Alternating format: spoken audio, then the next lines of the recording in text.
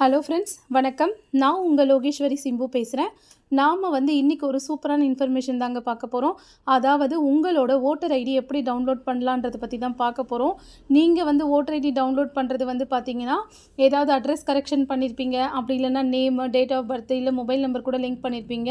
So நீங்கள் voter ID download பண்ணுறதுக்கு முன்னாடி உங்களோட அந்த ஓட்டர் ஐடி நம்பர் கையில் இருக்கணும். அதுக்கப்புறம் மொபைல் இருக்கணும் ஃப்ரெண்ட்ஸ், ஓகேங்களா?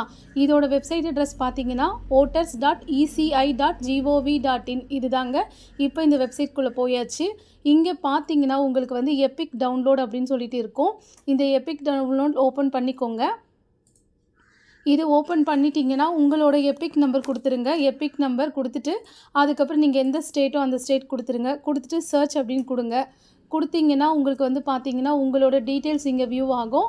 இதில் கீழே பார்த்தீங்கன்னா சென்ட் ஓடிபின்னு இருக்குது பார்த்தீங்களா, இதை நீங்கள் ஓகே பண்ணணும்.